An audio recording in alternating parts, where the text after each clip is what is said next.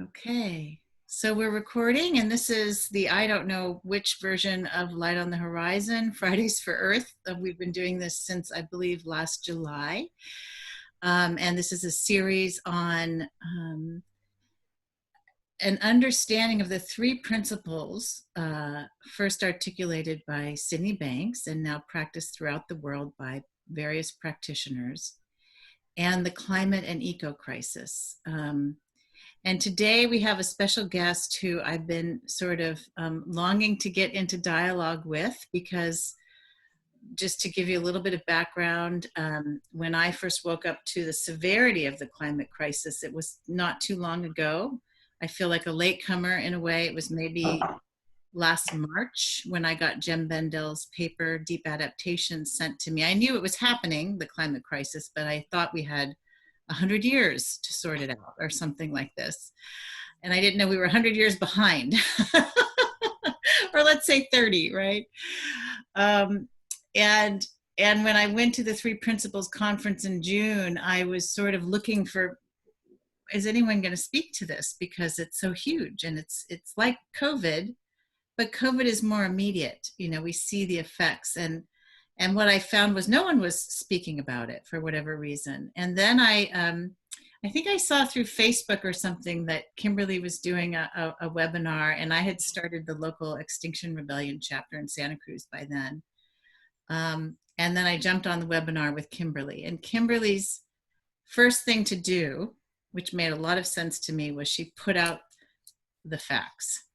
And I thought, bravo, because we can't have a real conversation without the facts. And so that was what impressed me first about Kimberley. But she's been sort of selflessly dedicating herself to coaching and consulting activists and others, anyone who's been suffering from climate anxiety, and doing retreats, mostly doing, I think, pro bono stuff. And before that, she was doing coaching and consulting for some time as a business, as a practice. She did Michael Neal's Super Coach Academy. Before that, I think she was doing positive psychology and NLP and looking at a lot of different approaches to coaching and helping people. And then she got involved in the Three Principles. And I know that on her retreat, she's done a little bit of Joanna Macy's work and the principles. The retreats are called The Edge. And what I'm most interested in, I think, is, it's interesting because we were just talking before everyone jumped on the call, that I sort of gravitated to Extinction Rebellion and started a chapter and got involved with activists, and we've been doing a lot of actions, and now I'm involved with the global group, Extinction Rebellion Global Regenerative Cultures. And Kimberley, on the other hand, I think you've done a little bit of work with Extinction Rebellion, or maybe with activists and working with folks, but you really got deeply into Jem Bendel's Positive Deep Adaptation group, and you've been doing deep listening workshops with him and his group. And there's overlap, but we don't hear about the overlap very much. We mostly hear about, there are people who think we can still change things and save the world, and there are people who think it's too late, we need to just get super grounded and get into our spiritual being and, you know, plant veggies and hope, you know, and hope for the best. So well, that's not how I describe myself, but yeah, go on. Yeah, I'm just saying these are the perceptions, and I feel like there's a deeper place to be with it, and understanding like the different approaches to things, rather than an either or a superficial analysis. Yeah. So, but did I get everything right about your background? Yeah, pretty much. So I ran a very successful business for 35 years. I closed it last August 2019. And since then, entirely my work is pro bono, 100%. And you know, that's just about following my nudges, as I like to call it. I had a very strong one last summer to do that, and really glad that I did, because it's allowed me to really pick and choose, you know, the projects that I get involved in, and you know, work with lots of people who couldn't afford my incredibly high fees as they were before. So that feels really good. And I notice one of the things you posted, Amy, you used the word surrender, that I've kind of surrendered, and I wouldn't use that word unless you put like passionate and engaged in front of surrender. So, because surrender, I think, can sound like, you know, I've given up, shrugged my shoulders, turned away, and I really haven't. No, You know, I don't see yeah. So personally, as I've come to accept that collapse is likely inevitable, and in fact already unfolding, I have discovered through this understanding, through the three principles, like even deeper well springs of resilience, courage, peace, creativity, love. So I feel very purposeful, very engaged, very proactive. And I'm doing, I think, meaningful work in the kind of PDA, the positive deep adaptation sphere, because I think it's as or more important now than mitigation. The science has convinced me of that. Although, you know, I still think there's mitigation things that we need to keep doing so as not to make matters worse. And I know, interestingly, a lot of the XR people that I coach or talk with are coming around to the same view, at least in the UK. So right now my nudges are calling me to, you know, keep on sharing the principles as a way of raising consciousness, for want of a better term, offering the retreats for people who are awake to the planetary predicaments of many kinds, as a way of them being able to deeply listen to their own wisdom about what their particular path might be. And I know on this call, Catherine and Evelyn, in fact, have participated in that retreat, so perhaps they can talk later about whether it did that or how it helped them do that. I also spend a lot of time educating my local community about positive deep adaptation and doing what I kind of generally call building community resilience. What we could be doing now to prepare and adapt in this fairly sleepy part of Hertfordshire in England. As you said, I do the deep listening calls, and the most recent project is I'm setting up a Buy Nothing project locally. I don't know how many of you have come across that. It's a fabulous thing where people, it's kind of like creating a local gift economy. And although I think it will do a lot of good just for that, I'm doing it predominantly to build more local relationships. So it's interesting because, you know, I just before the call, I looked up activism, and the Wikipedia definition anyway says, activism consists of efforts to promote, impede, direct, or intervene in social, political, economic, or environmental reform with the desire to make changes in society towards a perceived greater good. So looking at that definition, I reckon I am an activist. Mm-hmm, mm-hmm. I may not be marching in the streets, but I think that's what I'm doing. But for me, it's no longer about trying to influence politicians, you know, either locally or nationally. I have got a Zoom call next week with my local Tory MP as part of the virtual lobby that's happening nationally on the 30th of June. But I actually just want to mostly listen to him. I want to hear what his narrative is about all this, really, where he's coming from, what he understands. Because there's a part of me, and you might think this is overly pessimistic, there's a part of me that thinks that the people in power kind of, in one way, can't do anything different at the moment, given the thinking they have that looks true to them, and the vested interests and all of that. So that doesn't mean I don't want it to change, but there's a way in which almost I think the shit has to completely hit the fan. And it's really interesting because if we look at the pandemic, we can see from that what's possible when there is a a severe challenge staring us right in the face. We've seen what governments can do to greater or lesser degree around the world, but we've seen what they can do, and it's really interesting. I read a quote recently from a guy called Professor Daniel Kahneman, who's a Nobel laureate. He said, if you were to design a problem that the human mind is not equipped to deal with, climate change would fit the bill perfectly. Because it's kind of, because of all the features it has about it. And I saw a wonderful cartoon by a cartoonist called John Cook, who uses graphics to show how we're psychologically hardwired to take immediate action, only when we're faced with an immediate threat.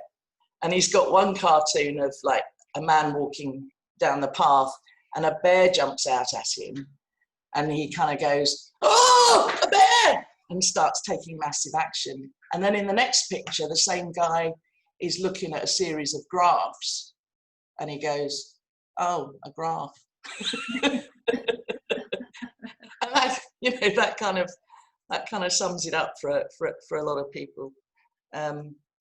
So yeah, I think we're psychologically very, very poor at particularly coming together and dealing with something like this. Now, having said that, I have huge respect and admiration for Extinction Rebellion. I think they've done and are doing marvelous things,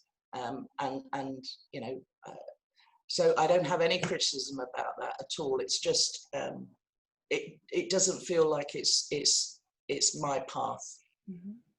So let's well, first of all, I wanted to kind of hear your story, because people on this call, I think everyone here is already pretty familiar with the nature of the crisis, and everyone's been sort of struggling with their own response, are reflecting, if it's been that way for you, or a combination of both, struggling and reflecting.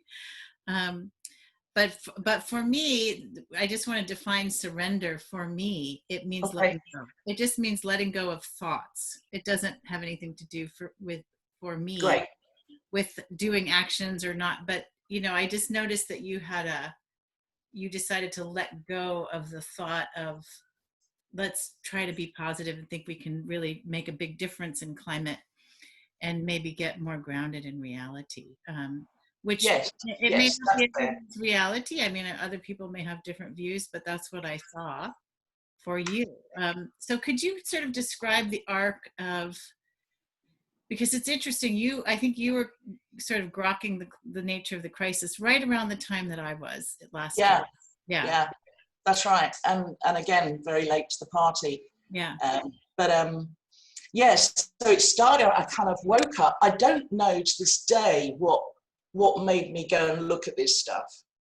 Like I don't have any explanation for that, but I did. And then, as these things do, kind of one thing leads to another and another and another. And I was just blown away, and kind of went through this very, very deep and profound grief for probably about 3 months, actually.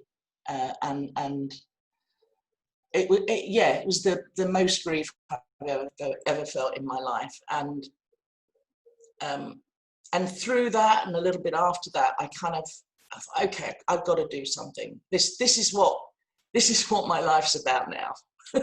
That was very clear, and then initially I went on some XR protests. I went and saw lots of politicians. I had lots of conversations with people, but it was at the stage then where I was extremely outraged and upset, I guess. And as I started researching more and more and more, I found a whole community of people globally who'd been through similar journeys and had kind of come out the other side with this sense of that surrender in the way you described it, this sense of peace, and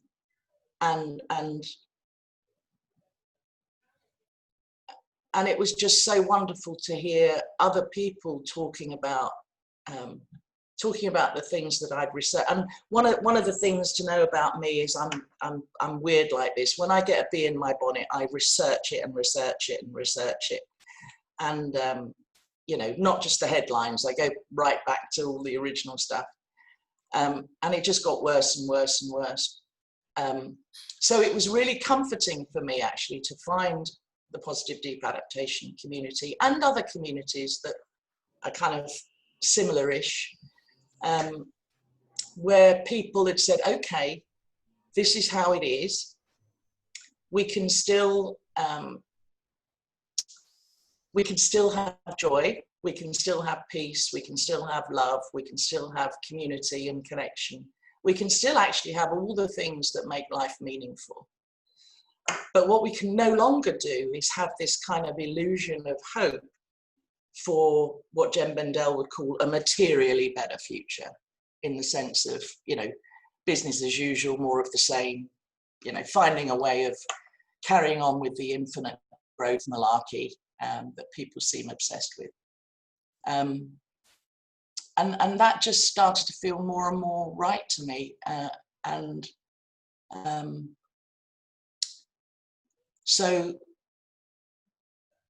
it's also kind of, as I did all this research, it was like this huge, you know, when we say connect the dots, it was like so many things started connecting.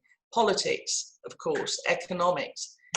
Read so much about economics and politics over the last year. It's more than probably my whole life.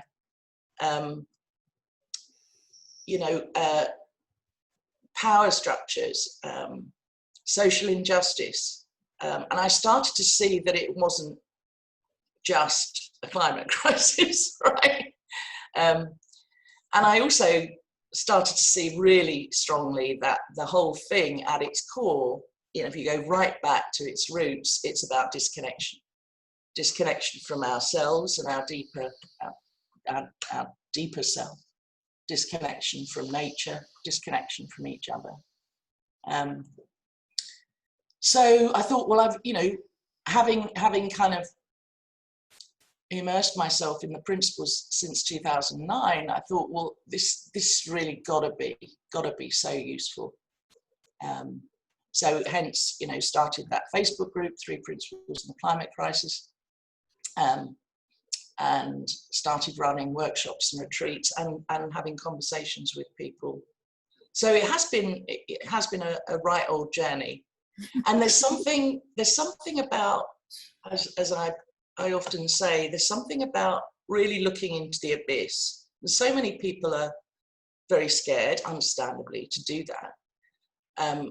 And so they spend a lot of time in fear and anxiety, but they never quite allow themselves to really, you know, look into that abyss. And what I found is it's actually less scary to do that. Like there's a way in which, once you've been through that, you know, valley of death, as it were, there's something happens on the other side of that, which is incredibly beautiful. And as I said, is to do with courage and resilience and love and creativity and boldness. Like you stop caring about, you know, what I stopped caring big time, and you know how that would come across, or whether people thought I was stupid or alarmist or anything like that. So been much more courageous, I think. Yeah. I'm going to read this quote that Evelyn put in the chat box because it's quite beautiful and it relates to what you're talking about. What is true is already so. Owning up to it doesn't make it worse. Not being open about it doesn't make it go away. And because it's true, it is what is there to be interacted with. Anything untrue isn't there to be lived. People can stand what is true, for they are already living it. Oh, lovely. Eugene Gendlin. So I actually, it's interesting, as you're talking, I'm thinking, here you are saying these things, and yet as I look across the US culture and society, you know, people being even, I mean, there are a lot of people I think who are more awake to what's happening, but then there's this huge spectrum of denial and not wanting to face this whatsoever. And um, I'll just tell you a little story about, I guess you could call it one of my recent surrenders, which is that the local chapter of Extinction Rebellion ended up having a big conflict, and some of you have maybe heard this story already. And it was so bad that a whole group of within the group left the group with big public pronouncements about how things were unfair and not right. And here was a group that I helped to start, and of course it wasn't a spiritually based group, although we had some really wonderful people who really had a lot of grounding, emotional intelligence, I would say, who'd studied a Yeah. lot of nonviolent communication and this kind of thing. And a lot of us were bewildered at this split, like why, and then there was no wanting to mediate or talk about things. I was completely flabbergasted by it. And myself and a good friend of mine who also helped to start the group, a really beautiful woman, we sort of commiserated together. And I said, you know what? Just like with your new Facebook group that you've started, we're just fucked because we can't even, active groups don't get along well together. I say we, but I play in these worlds lightly. I don't identify so much with them as part of my personality, but I see that activist groups get into the same entrenched kinds of thinking that everyone else does. And there's power plays, and there's ego issues, and there's taking ideologies and trying to apply them to realities where they don't apply. That's maybe one of the biggest blind spots that I see for activists is we have this ideology of against the police, for example, in this country.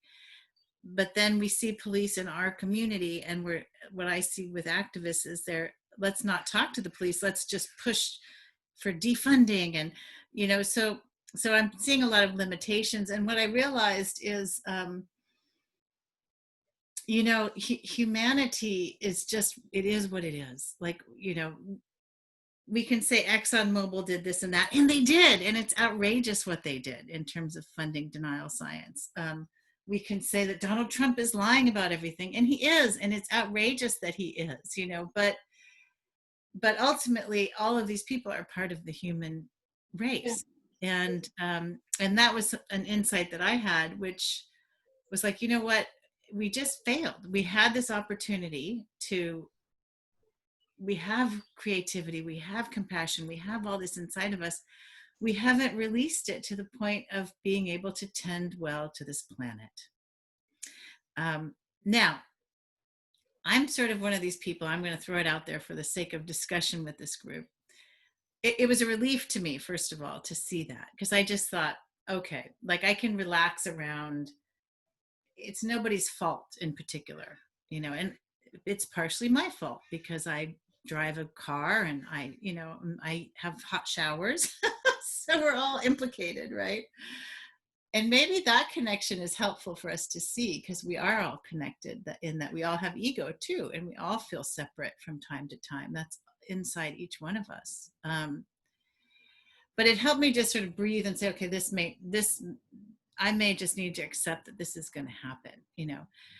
There's still a part of me, and I want to throw this out to the group and to you, that I just don't know. Like there's a part of me that's like, we just don't know how things are going to shake down.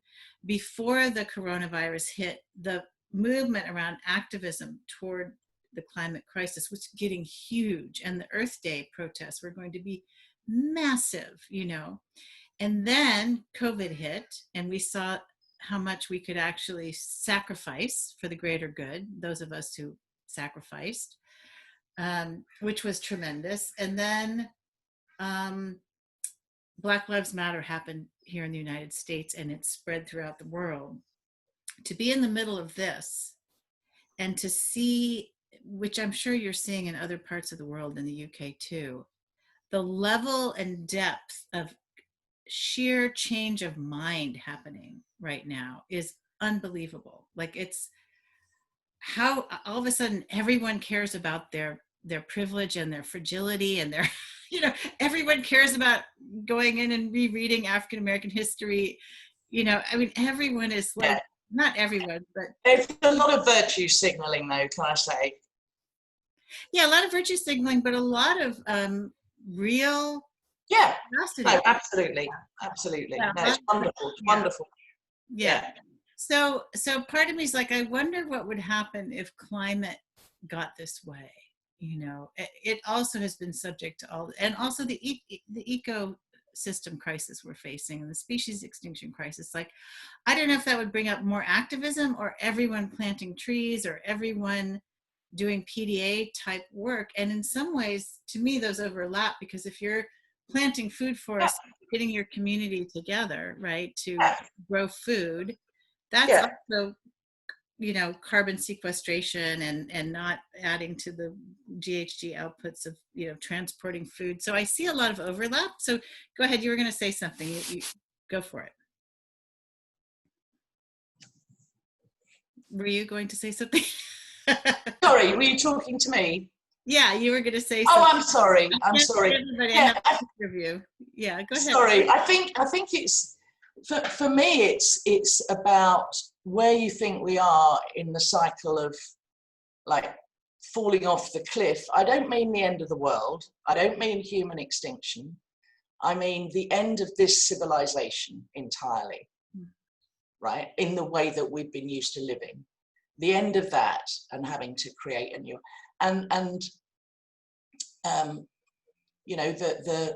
the more, and there's been so much, especially recently. I mean, just May and June this year, some of the stuff that I'm sure we've all read and seen. But we've already passed 9 of the 15 tipping points. Like, this is not. I speak to so many people who say, "Oh yeah, we've got to do something now because we've only got 15 years to turn it around." No, we haven't got 15 years to turn it around. That's kind of a subtle form of kind of,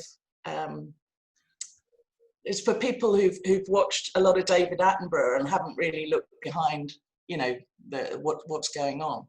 So I think there are things we can do that will stop making it worse. Mm-hmm, mm-hmm. But I think the die is cast now. Now, you're right. Nobody knows exactly how that will play out. How quickly. It will be patchy and messy. It won't happen everywhere at once. As you know, it's already happening in a lot of parts of the world. But I think this kind of false hope that we'll come up with some idea that will just allow us to carry on as usual is nuts at this point. Mm-hmm, mm-hmm. I'd love to hear what other people say. Yeah. And I just want to add that I don't know that we're going to I don't think we're going to come up with something to magically suddenly cool the planet. I'm thinking more of just what will happen when we do wake up. Will we reorganize our societies? Will we, plant massively? Will we rewild like nuts? And I'm sort of expecting that we'll have at least half the globe, at least half, die.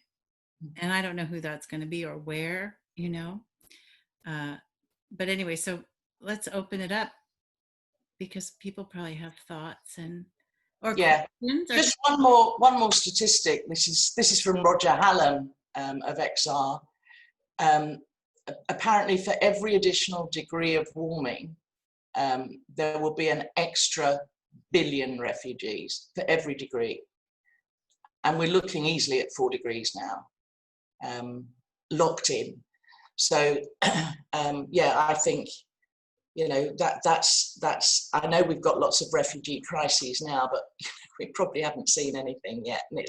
And I so want to be in a position where we can handle that with enormous compassion. But yeah. Yeah. All right. So how about others on the call? Any thoughts? We haven't talked much about the principles or any insights that you've had, or is this all new to you? Or I feel like it's not, given the crew that's on this call.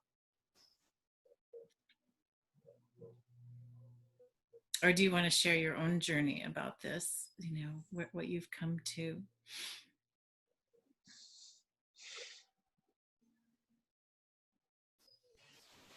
Yeah, I'm triggered by what you say, Amy, about the principles, because if we truly see that everything is inside out rather than outside in, it's really funny because I have moments where I'm like absolutely joyful and happy, and then when I turn my thinking towards, you know, or I see an article again, or I turn my thinking towards what's going on, I can really go into moments of despair. But just the principles and the understanding of it, it helps me so deeply in just being able to deal with it all. So I really feel I know more deeply than I did before coming across the principles that we can thrive even in the worst possible circumstances. And I truly recognize as well what Kim said about, I had this moment in the beginning as well where I got all catapulted in a sort of rude awakening to everything, and I got in anger and desperation, and I was one of those people that then started posting all kinds of stuff on Facebook and talking to my friends about it, and got really sort of very personal attacks on like, who are you to say this? You're not perfect, and you're driving a car, and it's sort of yeah, it's just like a very outward process for me of like, I want to I don't want to be alone in this. Help, I want people to come in here with me, which obviously no one wants to do if they see how much you're struggling, right? um and I feel like the space I'm in right now is much more a space of sharing that, as Kim also beautifully shared, like there is actually so much beauty once you go through that dark night of the soul, or like that abyss, and I feel so much more alive. I Once you stop numbing yourself and looking away, which is really what we subconsciously we do that, but once you stop doing it, I feel a much more vibrant, nuanced, richer experience of life, and my desire would be, or my hope would be, that we can all just, as people who've maybe experienced that, and not that it's a linear process. I mean, there is like, it goes on and on and on. But maybe from that space, when we can share that, more and more people are gonna maybe turn towards the facts and emotionally engage with it. And my true desire would be then that if we spread that, we could create more and more people in a community that can be there for all the other people who are going to have a very rude awakening. Yeah, that's really been my thought in reaching out to colleagues is, and it's been interesting. I'd love for Kimberly to talk about this too, because the responses I've gotten have been quite varied, with a few people popping up to say, okay, I'm here to help, you know, but it just keeps occurring to me, we need people who can help. We really need people and who can be grounded at this time. It's tremendously helpful. It's one of the most needed and powerful ways of being in service now, just to help people understand that wisdom is still here, you Yeah. know, and mental health. And but I've also gotten responses where I talk to people, I'm like, but do you understand where we're at really? Do you understand what 4 degrees? And I mean, I've read some things where the ocean starts spewing sulfur dioxide or sulfuric acid or something. I don't know if you understand, the kelp beds are gone, you know, in this state. And then I get responses where I feel like they don't understand, you know, they're just, but they're like, well, we'll work it out, and we're going to be creative. And there's still this clinging to a hope, which Kimberly, and there are different forms of hope, I think, that have been helpful to me. Like it's for me, it's hopeful to plant a garden, to think maybe I can create a little area of this world that might be okay for a while. That's a different kind of hope. Yeah, it is. I so agree with that. As many of you know, I've become obsessed with growing food, and it's like probably, I don't know, not quite half a day each day, but coming up to that. And I found myself planting this plum tree, and there's and various other kinds of, and it's probably never going to feed me, or maybe it will, but it was so important to me that I do something that's going to be here in 30 years after I'm probably gone. It's kind of that that sort of the idea of what really matters and what's really important is become so sharpened for me. So if anybody wants any cabbage or lettuce, or I'm awash with it. I might take some advice from you. I'm just starting out with it, so yeah, it's good fun. Anyway, what about the rest? What about the rest of you? Love to hear where you're at with this conversation.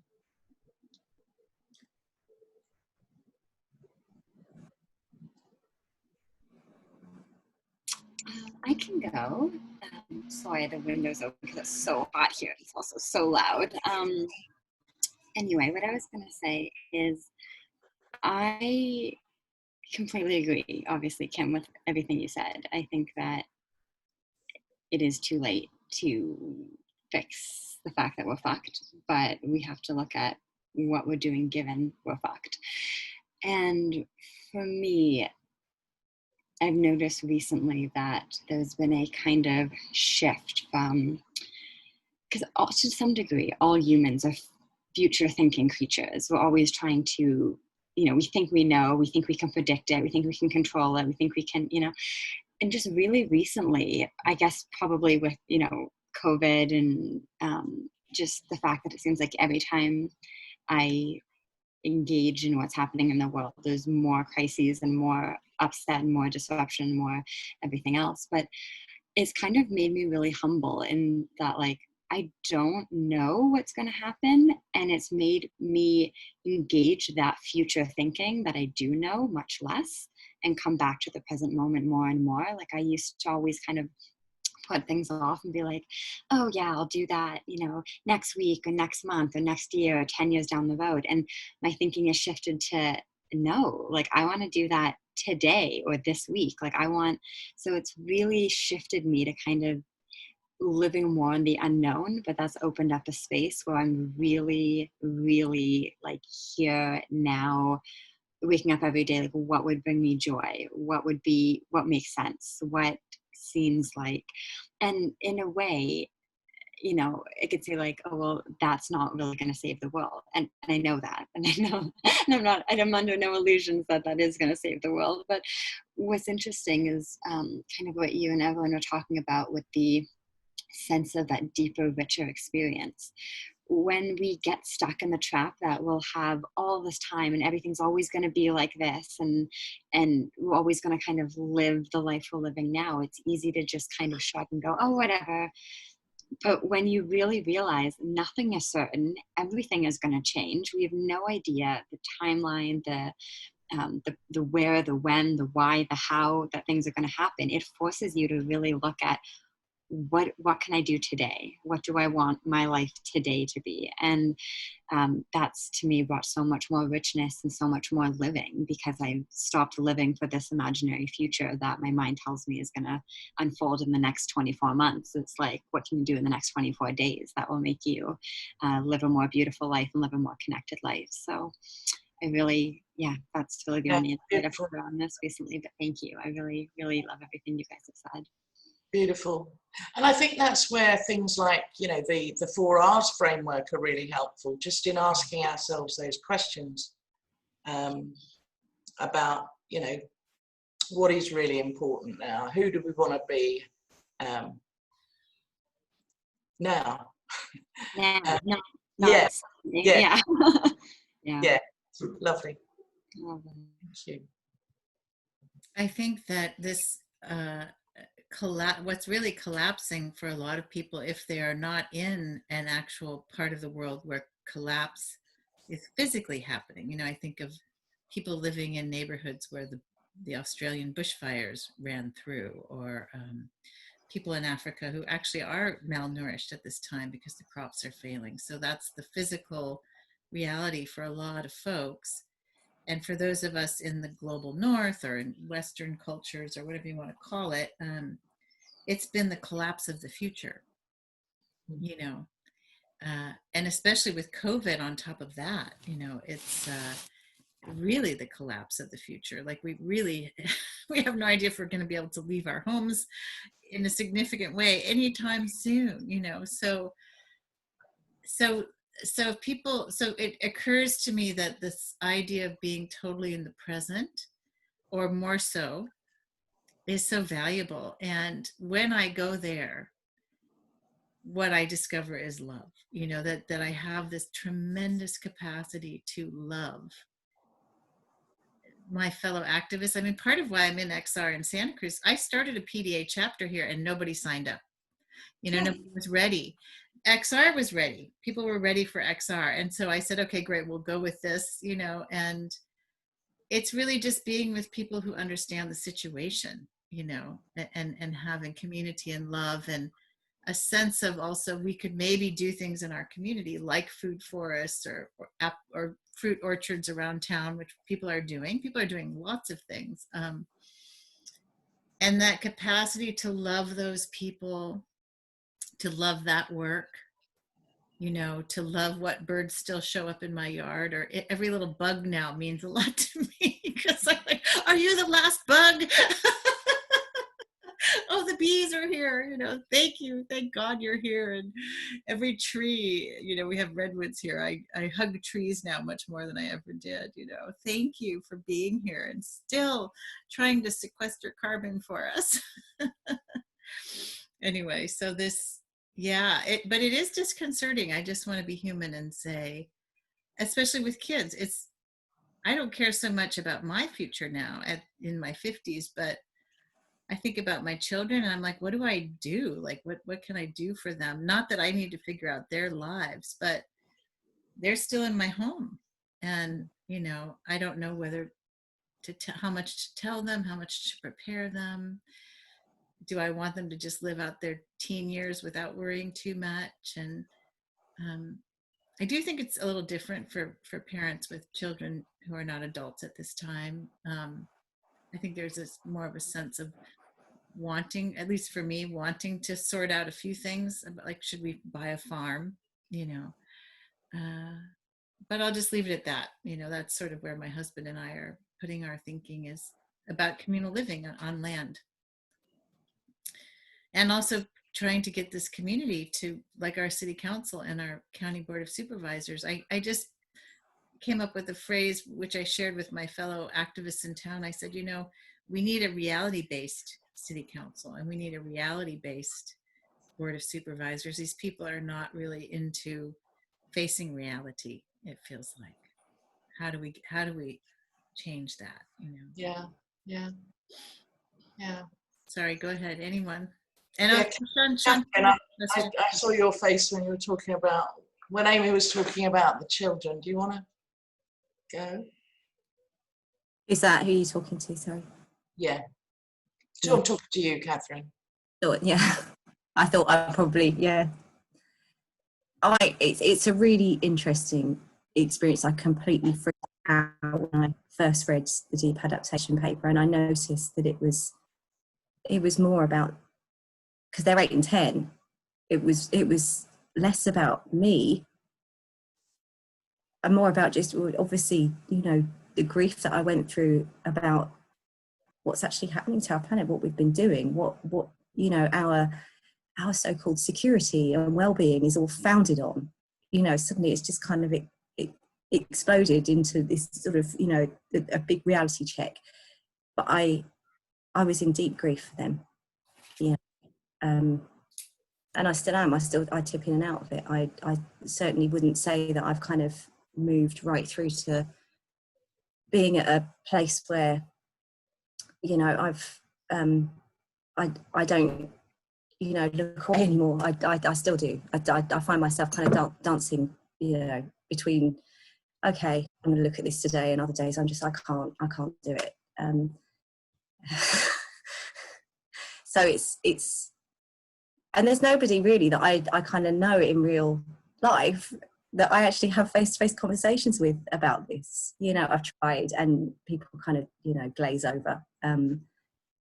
So I suppose during COVID, I've been kind of asking myself, well, okay, given what I know about how fucked we are, and given what I know about how experience works, what do I do when I've got some time again, when they go back to school, when I can actually, because my time is completely consumed at the moment, but what's the best use of that time? And I really kind of resonate with what Shannon says about, you know, it's actually a bit freeing to kind of let go of that, you know, to realise I've got now, and I've really got now.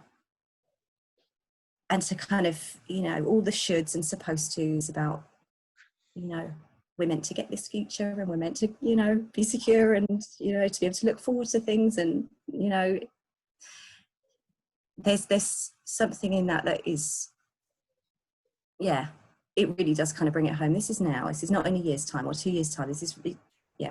And something that I really saw when I was going to the XR face-to-face meetings is how utterly terrified so many activists are.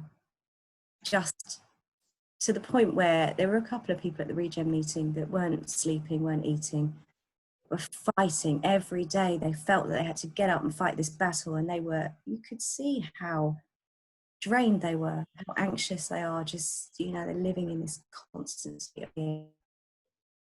And then I also see, you know, how, you know, somebody mentioned, I think it was Evelyn mentioned this, that, you know, how much people kind of pull back when they feel that they're not doing it perfectly.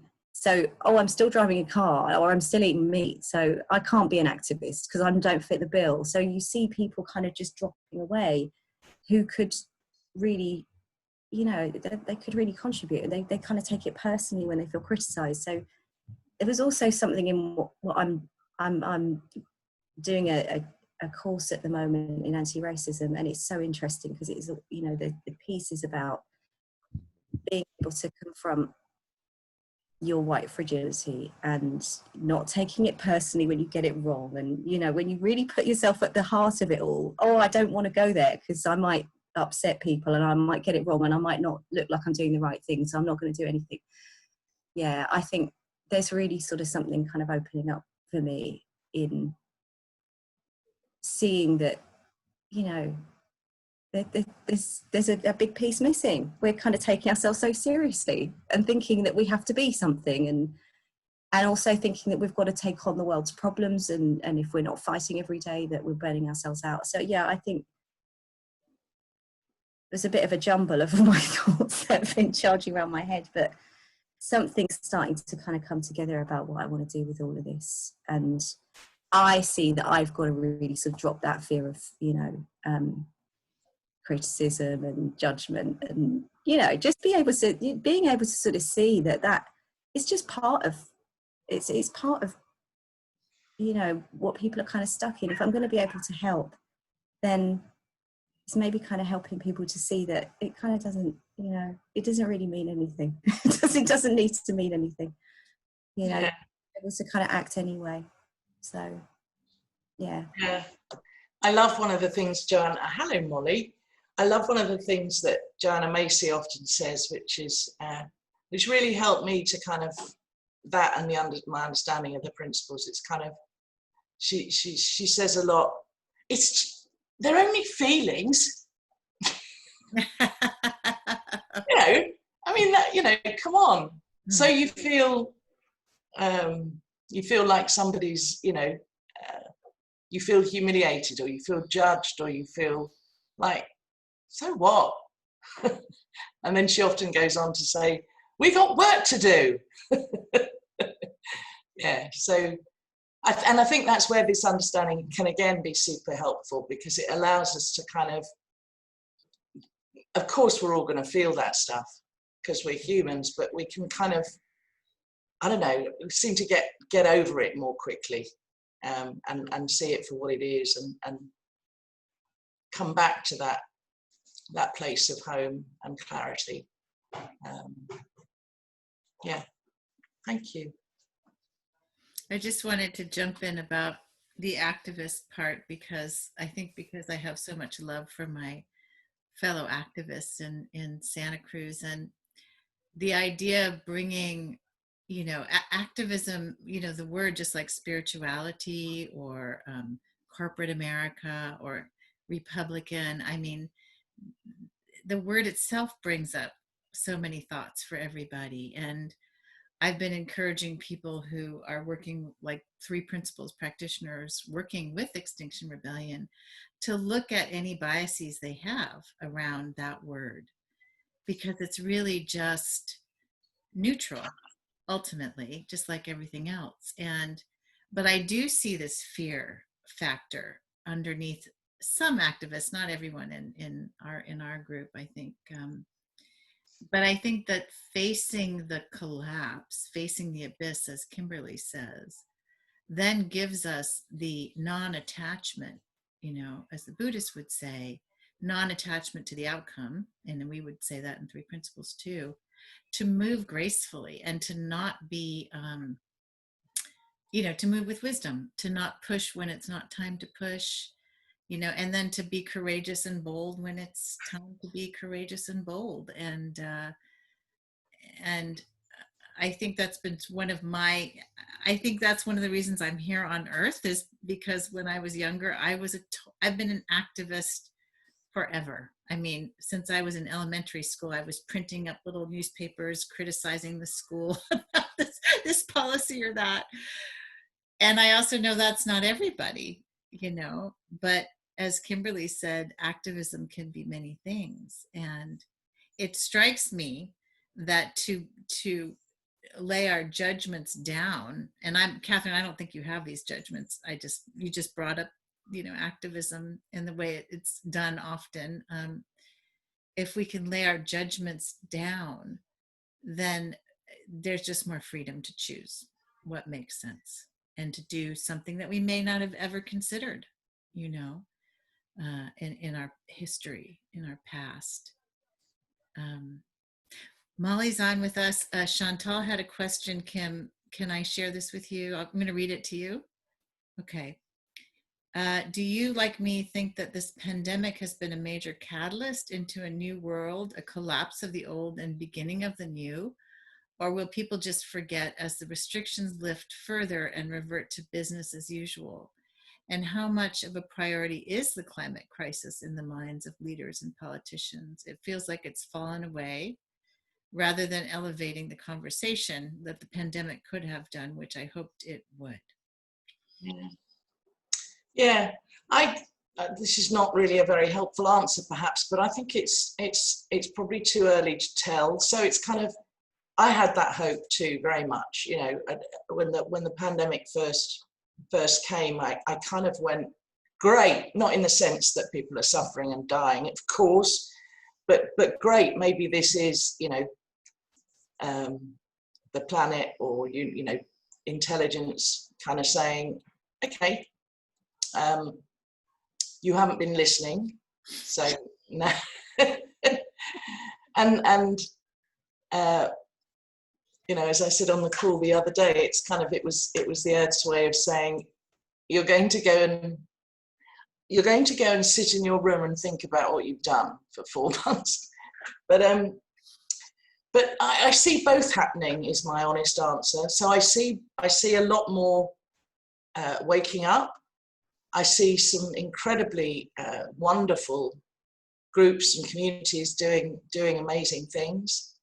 I see a lot more, like, just, you know, everyday people questioning and reflecting more, and you know, talking about things like,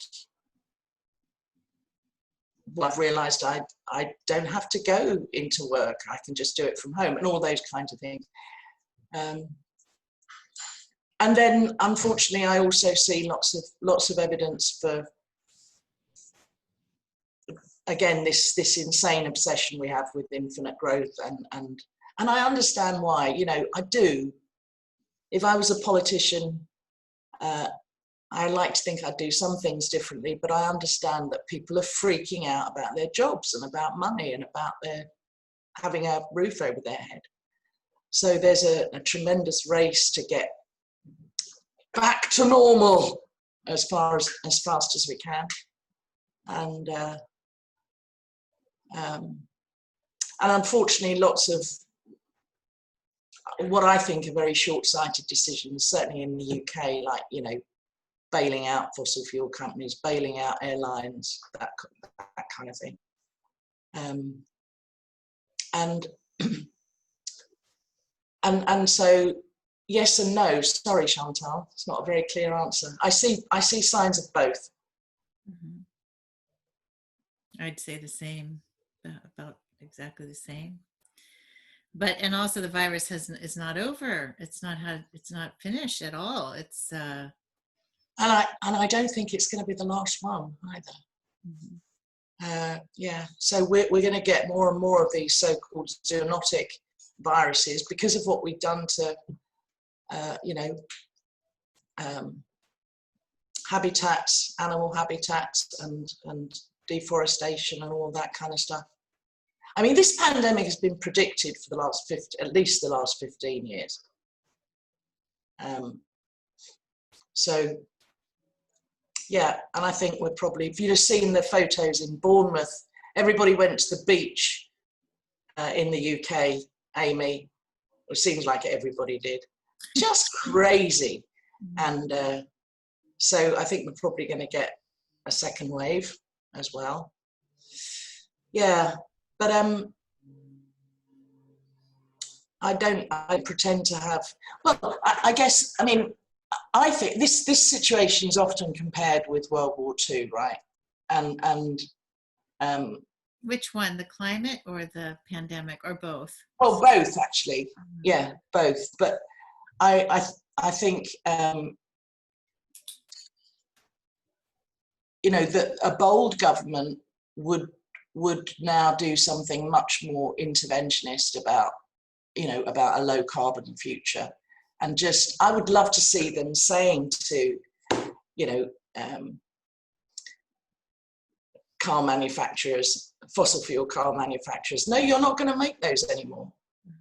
You're going to make this instead, like they did after the, you know, during the war. You're going to, you know, still have the same number of employees, but they're going to be doing this. So, and I've never been a fan of that kind of central government control, but I am much more at the moment. I think this needs bold government intervention that doesn't allow the markets and neoliberal capitalism to just do what it likes. I think we're past that point. I will say that in the States, in terms of activism, there's a tremendous, the Black Lives Matter movement here, as it's exploded recently, has the opportunity for alliances around looking at the neoliberal capitalist structure. There are way more people that are, I think, critical of this endless growth capitalist structure than I've ever seen before. And we're lining up to get, like in Santa Cruz, the Black Lives Matter people, the defund the police people, and the Green New Deal for Santa Cruz people, and the Democratic Socialists, etc., are all coming together. And I'm looking at this thinking, and how do we bring the conservatives in? Because what I keep seeing in the States is like, we're gonna have a civil war if we try to impose things on people. And that's where my interest, just to throw this into the mix, has really gone to dialogue and these cross-divide dialogues that I think really need to happen so we can come along together somehow. Anyway, I'm doing some work on that with a couple folks who have been doing healthy political dialogues, and we may be doing an online summit of some sort where we bring people together like this to talk about these issues. Molly's on the line. Molly, did you want to share anything? And I know Evelyn has communicated with me about some things that she was interested in talking about, and this would be a good place, I think, too, to bring these up. And Does so jump on in. I'd be happy to cede to Evelyn. I don't have anything in particular. I'm really sorry I wasn't here at the beginning. I just had a different time in my head than reality, and my head won. Well, they're the last Friday of every month, and we actually have, I think, Erin Turner's going to be on one of these, and a woman who Chantal has worked with in her conscious leadership school. We're trying to get her on. It's not totally confirmed, who's working in climate science and has done for several years. Okay. Who's at the COP, for example, in Spain. Looks like Evelyn has to leave in a minute, so maybe if she has anything, I should shut up. Nothing in particular that I can rush through in a minute. Right. Thank you all. I'm going to say goodbye. Yeah. Great to see you. Have a Great great to see weekend. you. Bye.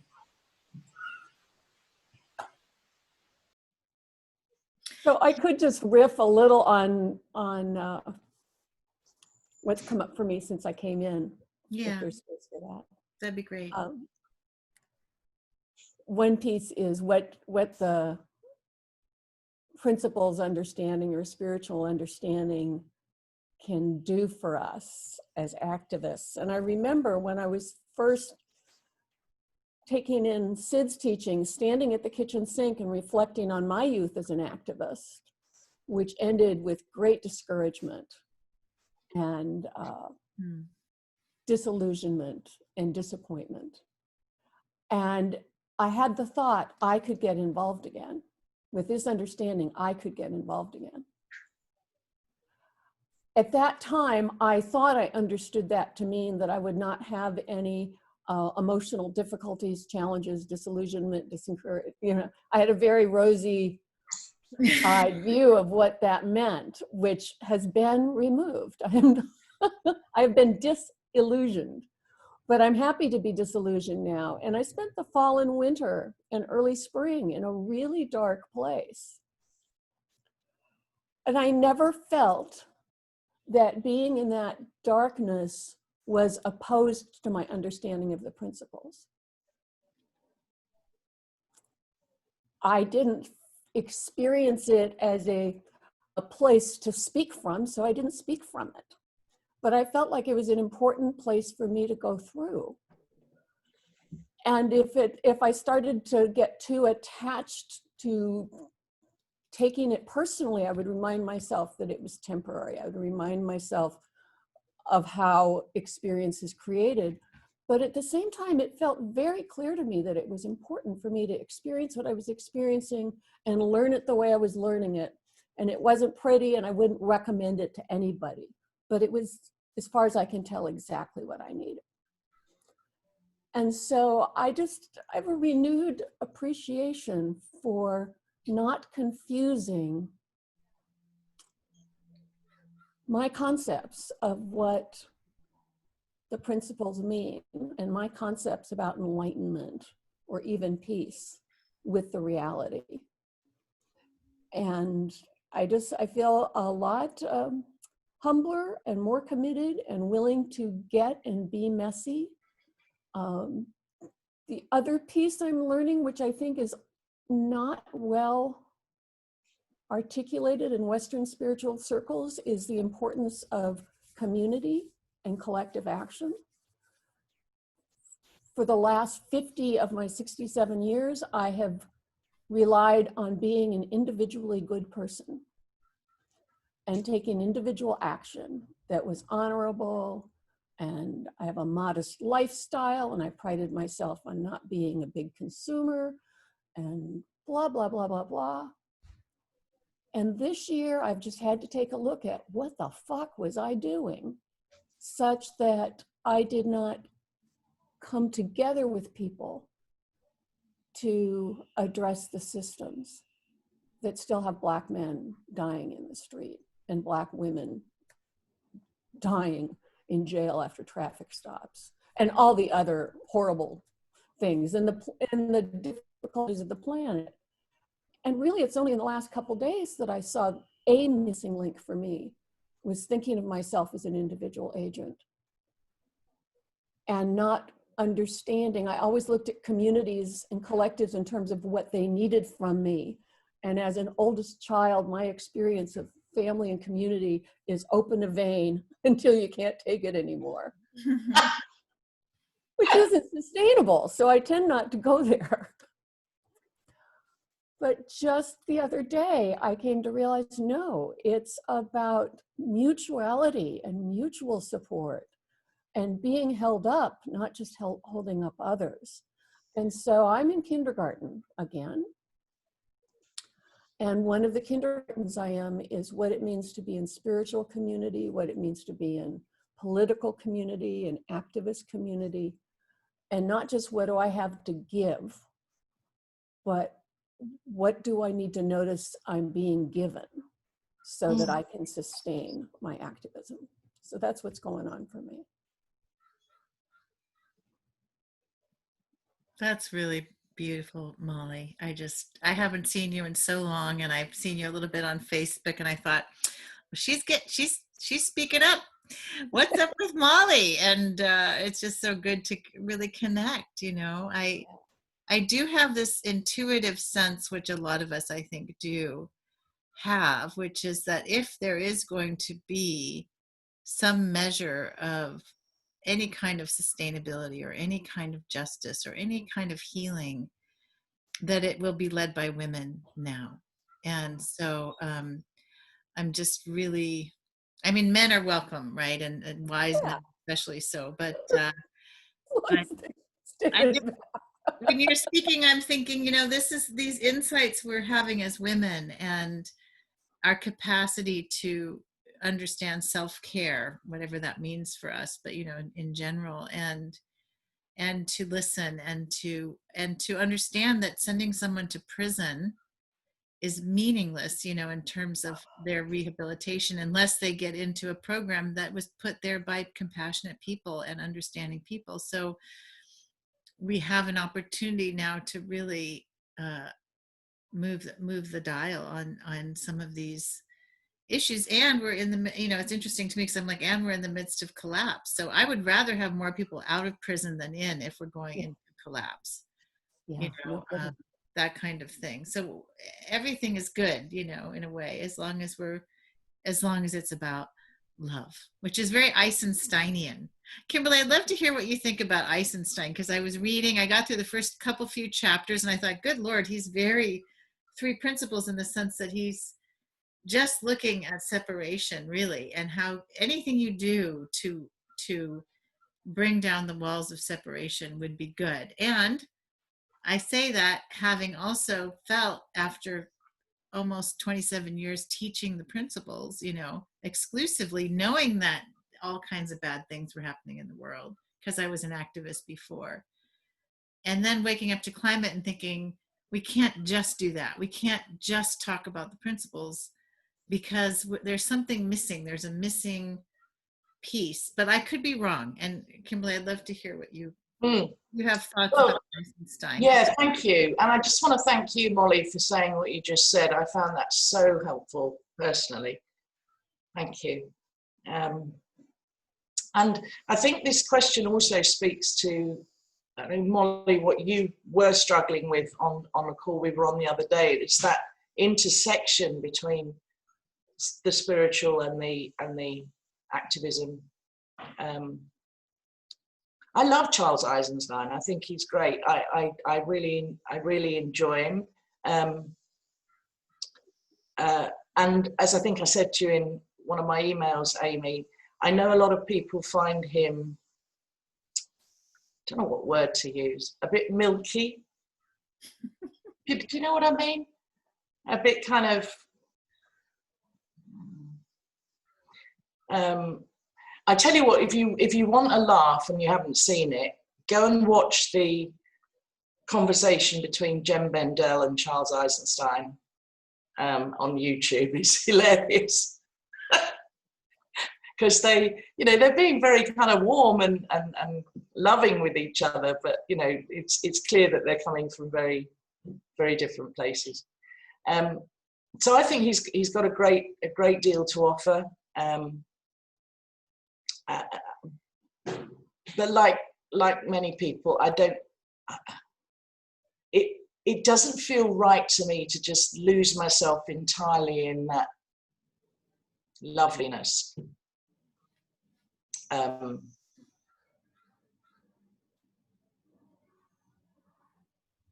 I agree particularly with the things he says about, you know, you may be doing as much good for the planet, you know, by going and visiting a lonely old woman as you are by, you know, it's kind of like, it's the idea of morphic resonance, and that everything has a kind of everything's connected and everything has an impact in the, and if it's true that we are all actually connected, which I believe, then that seems to me to be true. So yeah, I've got a lot of time for him, and I have lots of interesting conversations with people who think he's just a bit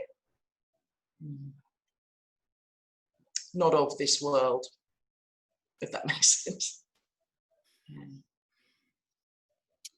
I'm taking Charles's course right now called Learning for Change Agents, and I'm absolutely loving it. Right. Absolutely loving it. I think when we talked about, it was either, yeah, the missing piece. And for me, I see that as like his attempt to kind of take the spiritual, because I'm a huge Charles Eisenstein fan. I've read all his books. I've watched a lot of his YouTube videos. And I also have a lot of time for him. I think he's brilliant. But I think that course specifically looks at how we don't other when we're trying to make change, how we don't judge ourselves when we're trying to make change, how we don't simplify issues to, oh, it's just this. And I think it's so easy in our world these days to look at any issue, whether it's the Black Lives Matter movement, the climate crisis, COVID, economic recession, and say, oh yeah, it's just a simple cause. This is the cause, and this is what needs to be changed. Instead of seeing really, oh my gosh, these are all symptoms of the same problem. And so for me especially, I think going back to seeing that one source and that one, like, oh, it really is separation. It really is. I think he's very three-piece. So to me, I'm like, it really is. We have a lot of thinking that we take as truth. It really is. We've forgotten our connection to the oneness and the wisdom and the beauty of life. And that always kind of recenters me when I start to think an issue is, oh, it's just because of corporate America. It's just because of Republicans. It's just because of racists. So it's just, you know, it really like brings me back home to, oh, okay, now I'm spiritually grounded enough to see that there is this core thing about our civilization that has its roots spread out in all these various crises. And so I'm loving that course personally. And I would recommend it to anyone. So. One of my insights when I got really discouraged and disillusioned, which a lot of spiritual teachers would say it's a good place to be, disillusionment, you know, because it's helping us let go of something that we thought was true. And there's a lot of talk about Native and Indigenous cultures, you know, and how their way of seeing the world was the most beautiful way. And there's a lot of truth in that. In fact, we have the Amamutsan tribal band here in Santa Cruz, and XR is very connected to them. And I've actually been offering to do 3 Principles trainings. I just sent an email like last week, you know, to support the tribe. And I've done those trainings before for Indigenous groups in Canada and in Minnesota. But when I had this big disillusionment moment, I thought, you know, even though we had this beautiful aloha and there is this beautiful connection to earth and respecting earth and all of this kind of business, in Hawaii, the ali'i, the royalty, were so powerful. And they had a very tight caste system there. And if someone stepped on the shadow of a royal person in Hawaii, they could be put to death. That was the penalty. And I thought, you know what? Yeah. You know, like let's be selective about what we yeah. Right. And so I find, and I also really like this idea of there are truths everywhere. Like it's true also that the Indigenous people had a slower, more connected, you know, more beautiful way of being, and who's to, you know, and the Europeans were developing these technologies and so forth where they could go and just sort of conquer everyone, and they got into that mindset. But there is a way that even from a left we're all in this, we want social justice for everyone, we can still make these distinctions that are maybe not true, Shannon, like what you're saying. And I find myself not really fitting into any group, whether it's an activist group or certainly not a conservative group, for example, although I can agree with some conservative points. When they took down, they tried to take down a statue of Thomas Jefferson somewhere, and I thought, I got very conflicted because I love his writings, what a beautiful thinker, and yet he also had slaves. So I thought, oh my gosh, no, I have to struggle with this. Is that okay? I don't know what to say, except that it feels to me like wisdom, as I've said often, is a moving target. And as soon as we get fixated on a position, we're done.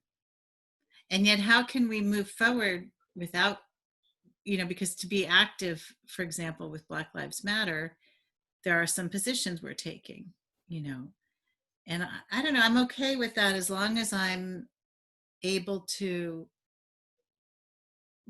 as long as I'm willing to let go of those positions, if that makes any sense. If something new comes along, if a new thought comes along.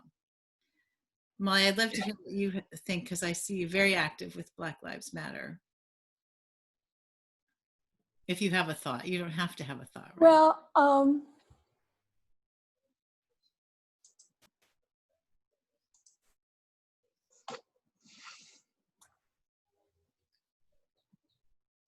lots of thoughts, passing thoughts.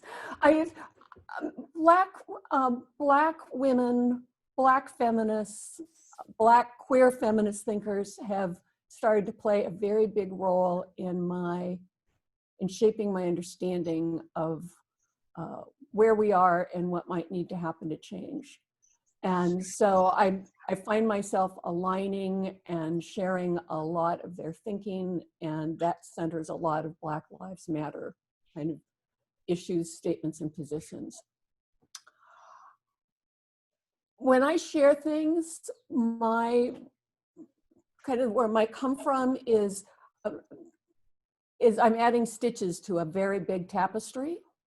So it may look like I think the stitch is important, and I do. I'm a fiber artist. Every stitch is important. But I'm doing it in the awareness that there's a very big freaking tapestry out there. Mm-hmm. And right now it feels like one of the corners of the tapestry that I'm working on is the Black Lives Matter corner. And so I'm taking a lot of stitches there. And I think they're really important. I am aware and feel that there's a lot else going on. It's just the place where I feel called to be sewing. So that's what I have to say. Mm-hmm. Love that phrase, where I'm called to be sewing. Yeah, that's lovely. It's SOW and SEW. There's that too. And sometimes I take some care to offer that context, because I think on the whole, the world could use more of that context. But I also feel that people just, not everybody can take in the whole freaking tapestry or even the metaphor of the tapestry. So I'm kind of at the service of whatever's moving through me. And sometimes I think it's working well, and sometimes I think it looks a little out of control, and sometimes I think it looks wacky. And I'm on a kind of, I'm surfing a wave of where am I accountable for what I'm saying, and where do I just go, hey, I don't know if this is right. So that's where I'm coming from. And I was talking at the beginning of the call about, the nudges, and I do feel one of the things I have got much better at over the last 12 years is hearing those, listening for those and hearing those and following them, and trusting them. And, even if it doesn't make any rational sense to my little brain, or my little ego.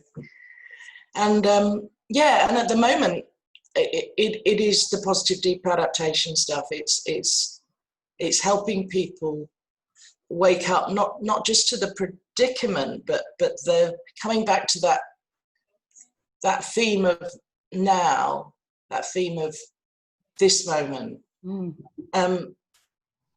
I think that when we're more conscious, when we're more awake, we know, most of us on this call teach this stuff all the time. We're more loving, we're more compassionate, we're more community focused, we're more life-centric rather than egocentric.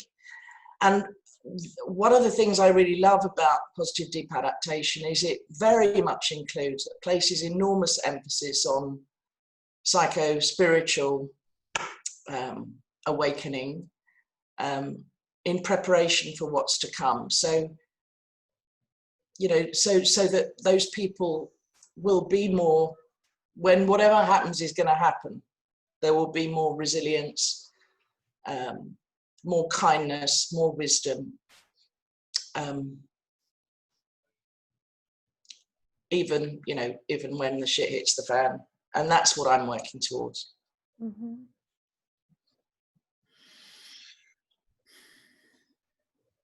I think that's what I keep coming to is, if we do follow our nudges and our wisdom, and what we're doing might not make any sense to someone else, often it won't, right?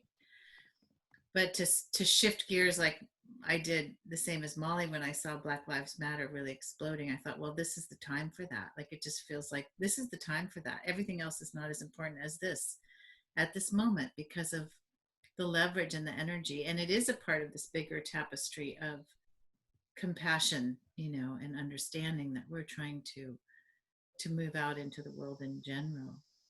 But this idea that, if we follow our wisdom, we'll be okay. And I mean, not physically, but we'll just be okay. We don't know about that. But we're doing what we're supposed to be doing. That's it. And we don't know. Yeah. And for me, that includes making mistakes that need to be made so other people learn not to make them. Yeah. I'm very aware that I fuck up. Yeah. And I try not to do it with abandon. It's like, that doesn't absolve me from trying not to make mistakes, but I'm willing to make the fucking mistake. Yeah. Well, we're right at the end of it's usually an hour and a half. And just to remind people who may be watching on YouTube, you can join us live the last Friday of every month. It's 10 a.m. Pacific time, whatever that time is for you. And then all the videos are going up onto YouTube, and the YouTube channel is Light on the Horizon Fridays for Earth, I believe. And if you search that, you'll find us there. And I think these videos actually can be super helpful. I think we're actually a little ahead of the curve with this whole topic and the set of topics. And I think that as more people wake up, that the videos can be more and more helpful. And I just want to say to everybody, Kimberly and Shannon and Molly and Evelyn and Catherine and Chantal, who were on this call, it just reminds me of, our authenticity, our wisdom is so helpful for when we all share. It's like everyone's been very real and very authentic, and I just really appreciate that from all of you. That just resonates for me. Thank you so much. Thank you so much, Amy. It's lovely to see you all. Yeah. Sending lots of love. Bye, Chantal. Hope you feel better. Yeah, lots of love, Chantal. Bye, everyone. Thanks so much. Aww.